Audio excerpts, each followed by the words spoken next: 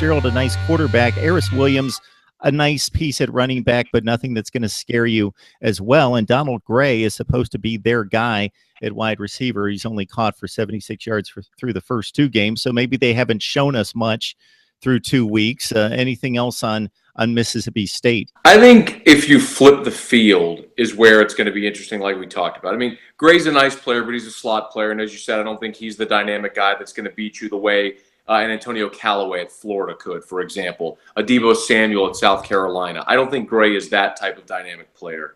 And you're right about Williams. I don't think Williams is a top 5 running back that LSU is going to see this year. So, yeah, Dan Mullen's best opportunity to win this game is play some ball control, keep the clock running, hope LSU turns it over, maybe get a score in special teams or on defense, force LSU into mistakes, and win a low-scoring game.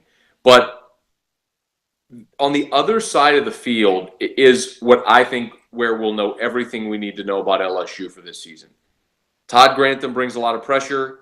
He really confused Danny Etling in that bowl game last year. LSU won 29-9. But Mark, the storyline everybody talks about from that bowl game was LSU's defense shutting down Lamar Jackson. And because they were so dominant, by and large, people forget what LSU did offensively in that game.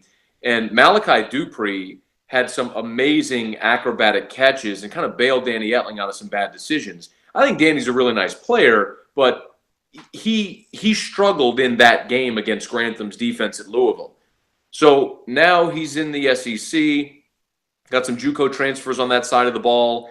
You know, I think Todd Grantham is going to bring a ton of pressure, just like he did in that game, to try to force Danny Etling into mistakes, maybe crowding the line, trying to stop the run. We'll see if that makes some creases, some lanes for Darius Geis to break some long runs, which he hasn't done so far through 2 games.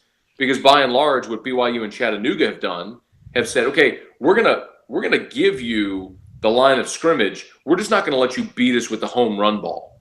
And for so many years with Leonard Fournette and even last year with Darius Geis, you would see these big, long 60, 70, 80-yard runs because teams would put 8, 9, and sometimes 10 at the box of the line of scrimmage. And if you could pass that first wave, it's a foot race.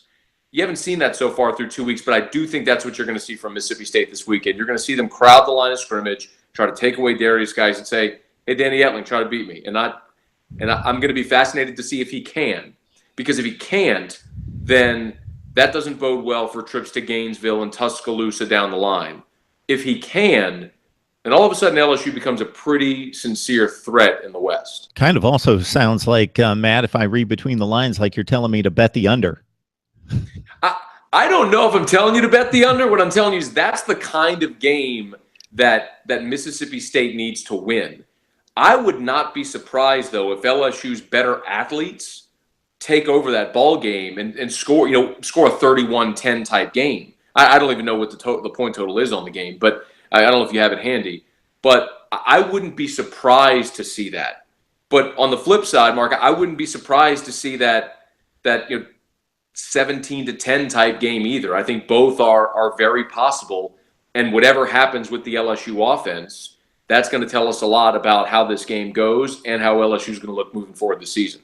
Well, Matt, 17-10, 31-10, you're safe both ways. We got an over-under at 50. Okay, take the under.